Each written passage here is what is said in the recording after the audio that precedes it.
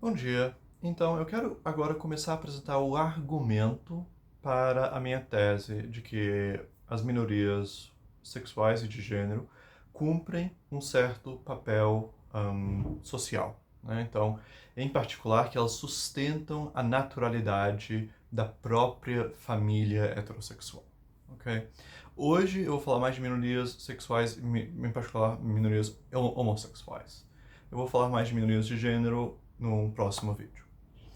Então, a questão é, o que é que garante que, para alguns homens, é natural que, por serem homens, eles desejem mulheres por serem mulheres? Né? O que é que garante essa naturalidade, tal que a gente possa dizer que, João e Maria se casaram, mas sim, porque, bem, ele é homem, ela é mulher, gostaram do outro e tal. Claro, mesmo e vice-versa para mulheres, né? Então, desejo, de forma geral, exige uma semelhança e também uma diferença com relação àquilo que a gente quer, né? Se só a semelhança, se há a identidade, a gente já tem o que a gente quer. Então não vai ter um, desejo aí. E se a coisa for completamente distinta de nós, a gente vai ser alheio a nós. Vai ser até difícil explicar como que a gente presta atenção nessa coisa, porque ela é totalmente removida da nossa realidade. Então, desejo sempre tem um componente de semelhança, sempre tem um componente de diferença. Especialmente se a gente for pensar em desejo sexual, né? Então, na minha outra série de vídeos, eu tenho desenvolvido uma explicação do desejo sexual como um desejo de conhecer e ser conhecido, de desfrutar de uma especial unidade de dois em um. E daí é gritante que é preciso haver aí tanto diferença quanto semelhança. Ou seja, então se a gente vai ter homens e mulheres heterossexuais, eles vão, então são homens que enquanto homens desejam as mulheres e mulheres que enquanto mulheres desejam homens, eles vão precisar ter algo em comum. Agora, essa coisa em comum não pode ser simplesmente o fato que todos são humanos, né? Porque eles não se desejam simplesmente enquanto humanos, né? Isso tornaria de todos eles pansexuais. Não, eles precisam se desejar uns aos outros enquanto o seu gênero, né? É, é uma parte desse fato que o desejo é sexuado, né? Isso é parte da premissa que a gente está tentando explicar. Então, eles precisam se desejar um ao outro. E isso quer dizer que o homem heterossexual precisa ter algo da mulher, e a mulher heterossexual precisa ter algo do homem. E a gente pode facilmente verificar isso pegando qualquer estereótipo que existe sobre homens e mulheres, por aí, né? Então, por exemplo, você vai falar de, eu não sei, o domínio privado das mulheres e o domínio público é dos homens, tá? Mas necessariamente você vai ter, né, tem um aspecto uh, público dentro de casa, né? Existe uma política doméstica, e existe um aspecto privado fora de casa, em público, né? Uma economia, uma economia pública. Você pega, sei lá, homens têm raciocínio e mulheres têm intuição. Se um só tivesse raciocínio e outro só tivesse intuição, seria impossível comunicar um com o outro, né? Qualquer estereótipo que você vai pegar desses vai ser vítima desse tipo de coisa. Nunca vai poder ser realmente aqui está uma essência masculina, aqui está uma essência feminina. E então o heterossexual tem disso de ser misto. Que é algo que já é dito, por exemplo, desde Platão, né? Desde Platão no seu simpósio, o banquete, no mito contado por Aristófanes, né? Os homens e mulheres descendem dos andrógenos primordiais. Um, Agora, se a gente está tentando explicar como é natural para certos homens desejar mulheres, é natural para certas mulheres desejarem homens, a gente precisa que haja algo como o que é ser homem e o que é ser mulher. Especialmente se a gente diz, essas pessoas são misturas dos dois, então elas precisam ter. Então a gente precisa poder falar de cada um separado. Senão, o que quer dizer falar de mistura, né? A gente só faz sentido falar de mistura se as coisas existem separadamente. Ou seja, a gente vai precisar ter, então, algo como a natureza masculina em homens que não desejam mulheres e a natureza feminina em mulheres que não desejam homens.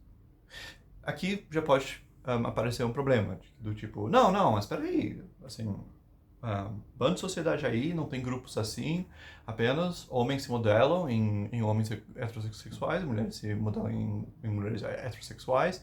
Não é preciso que haja algo como um exemplo social de masculinidade por si ou feminilidade por si.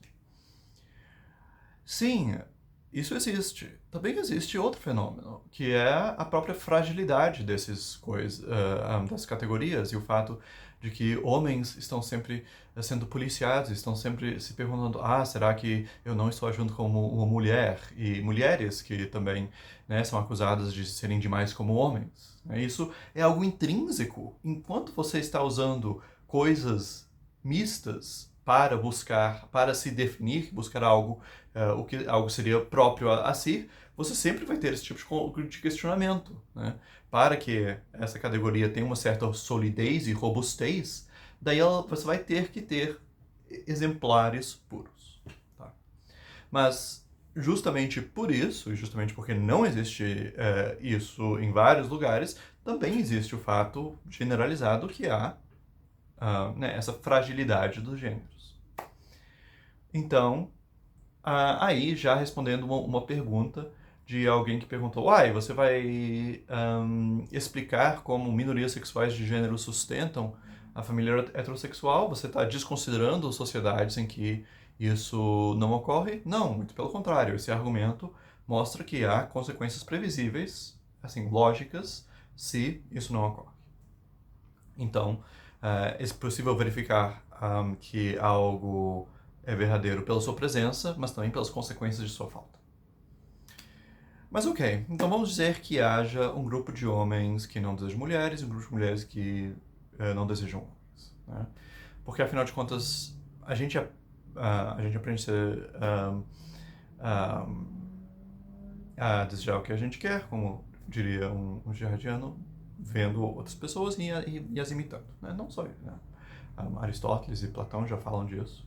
Não basta nós termos, por exemplo, arquétipos dentro da nossa alma ou da nossa mente. Né? Esses arquétipos, se não houver uma instância concreta para imitar o arquétipo, nunca vai dar em nada. Agora, então, tem que ter esses grupos. Agora, veja que eu pus isso no negativo, não deseja. Agora, tem duas maneiras de interpretar esse negativo. Né? Um é que não deseja, no sentido de que, então, não tem nenhum desejo sexual. Né? Então, você tem um grupo que representa uma verdadeira masculinidade, que é, vamos dizer, assexual, e ou que rejeita o desejo sexual, um semelhante grupo para as mulheres. O problema para isso é que estamos tentando explicar como que a heterossexualidade é natural. Se a verdadeira masculinidade não tiver nada a ver com sexo, não tiver desejo sexual, ou a verdadeira feminilidade não tiver desejo sexual, então quando as pessoas entram em relações sexuais, elas vão estar traindo o seu gênero, né? E daí você tem, né, estereótipos do tipo que vem, né, a mulher como um ser puro, casto, virginal, e o homem como esse ser cheio de tesão e promíscuo e tal. Também existem as coisas opostas, né? O homem como esse ideal apolíneo, né, puro, inteiramente dedicado à contemplação, e a mulher daí como essa tentação sedutora e tal. Ambos os tipos de estereótipos existem. Ambos os tipos de estereótipos pressupõem que a verdadeira natureza de um dos gêneros não está não é sexual. E assim, esses estereótipos, na verdade, exprimem um ponto de vista de que a heterossexualidade não é natural. Né? Embora exista muito por aí, o que elas implicam, né? Se você, toda hora que você está transando com um membro do sexo oposto, você está de alguma maneira cedendo aos charmes ou à natureza daquele promíscua daquele outro sexo, daí, sim, óbvio que não é natural que as pessoas transem com pessoas do outro sexo. Então, para que haja heterossexualidade natural, sexualidade precisa ser natural. Isso quer dizer que, e também, lembrando o outro ponto, é preciso que haja algo como natureza masculina e natureza feminina, que não envolve mistura com o outro. Ou seja, você vai precisar de homens que não desejam mulheres e que têm desejos sexuais e vão desejar outros homens. E mesma coisa, você vai precisar de mulheres que não desejam outras mulheres e que vão desejar outras mulheres. Porque senão o próprio desejo sexual não vai ser natural. Ou seja, é justamente as comunidades de homossexuais que dão robustez, que dão solidez à ideia de o que é ser homem, o que é ser mulher, de maneira que as pessoas não fiquem se perguntando: ai, mas será que ao agir assim eu tô sendo na realidade mais como outro gênero? Esse tipo de preocupação, assim, besta, se há, na realidade, né, comunidades homossexuais bem constituídas. E também são essas comunidades que daí evitam essa ideia de que, não, quando você está se relacionando com outro gênero, a sexualidade é própria do outro gênero, ela que é responsável pelo sexo, nossa, meu gênero é puro, alguma coisa assim. Essas baboseiras também não se sustentam se há comunidades homossexuais, né? Então, e isso aqui é um primeiro passo para explicar a naturalidade da heterossexualidade. Há ainda uma questão, né? Porque eu expliquei como a gente tem uma natureza masculina separada e uma natureza feminina separada, que é necessário para que eles se misturem. Mas agora é preciso explicar também como é possível a mistura. E é aí que as minorias de gênero vão entrar e eu vou discutir isso no próximo vídeo. Obrigado.